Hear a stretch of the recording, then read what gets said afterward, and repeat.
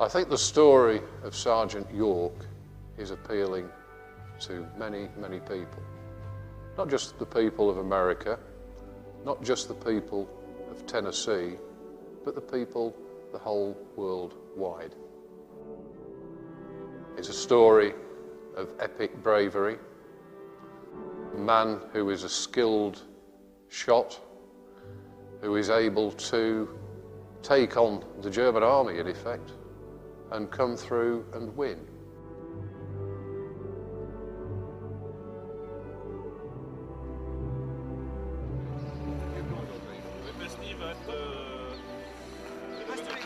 In summer 2005, my friend Michael Kelly from the UK and I went over to Château-Chehery to tour around. I'd been toying with the idea of trying to do some GIS analysis in that area, and that was when I initially attempted to follow in the footsteps of Alvin York.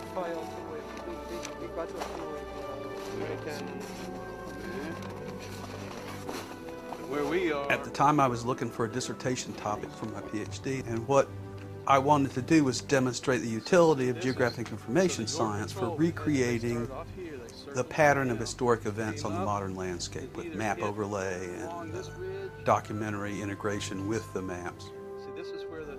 And so with my friend Michael Birdwell from Tennessee Tech and David Curry, historian from Nashville, and several other folks, we decided to go over in spring break of March 2006 and see if we couldn't find enough artifacts to compare with the documentary evidence and maps and see if we could locate York's position.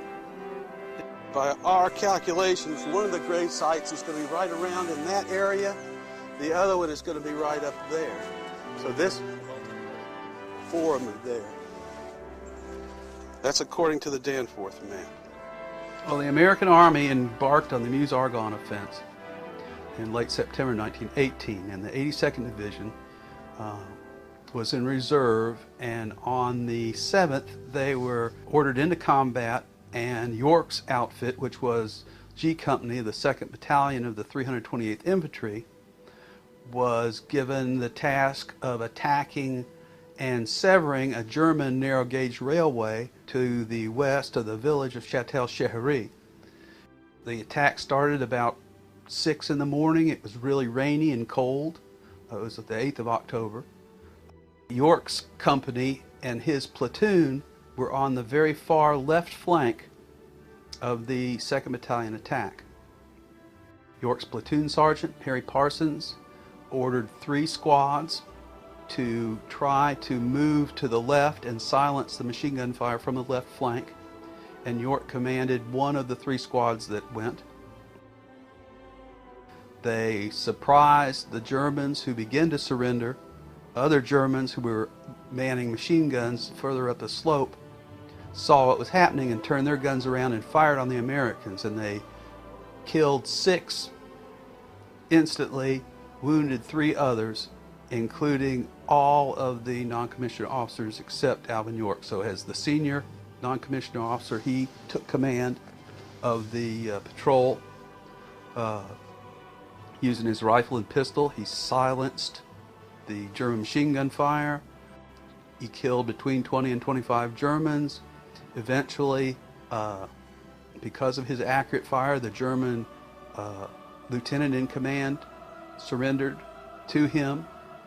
He and the other 7 men took their wounded and escorted the prisoners back to the battalion command post, which was a little bit southwest of the village of Château-Chehery.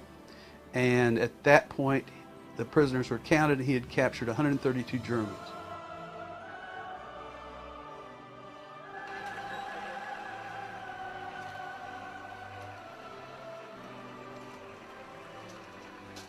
When we got to France the first time, and then also the second time, the French people were curious to see what we were doing.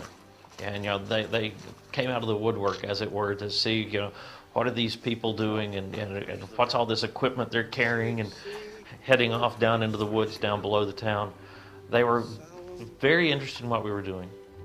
Salamanca, New York. And what's the name? Chargeur du Chauchat. C.H. Campbell. Campbell. Campbell. Yeah, Campbell. Solomon, can you USA?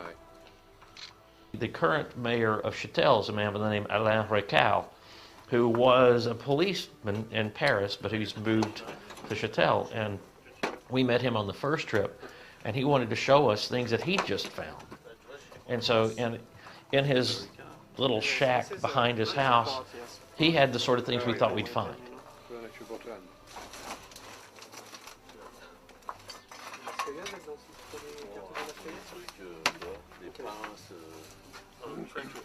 Wire cutters.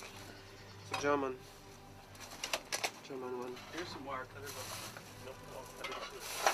Here's another German too. Est-ce que tu connais beaucoup de choses? Est-ce que depuis combien de temps en fait connais-tu cette histoire qui est autour de York, etc. Comment as-tu appris ça? En achetant ici en 91. Okay. When he bought this house in 1991, he started to have received some information about Sergeant York. Mais quand j'étais plus jeune, j'avais déjà vu le film. But when he was younger, he saw the movie with Gary Cooper. Voilà. Et puis j'ai dit tiens. So he makes a connection when he arrived here with the movie and the real story. And start to be very interesting. Je pensais pas me retrouver dans le patelin où. And never he thought that he could be one day to live in Châtel-Chéry where York was.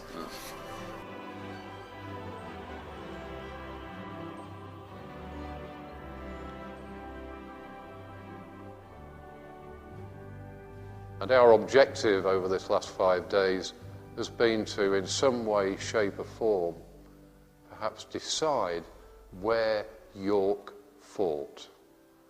Not to prove or to disprove his story, but for the benefit of the people of France, for the people of the United States, and also for the people of Germany, to have an opportunity to look at Sergeant York, the mythical efforts of a soldier from Tennessee 90 years ago.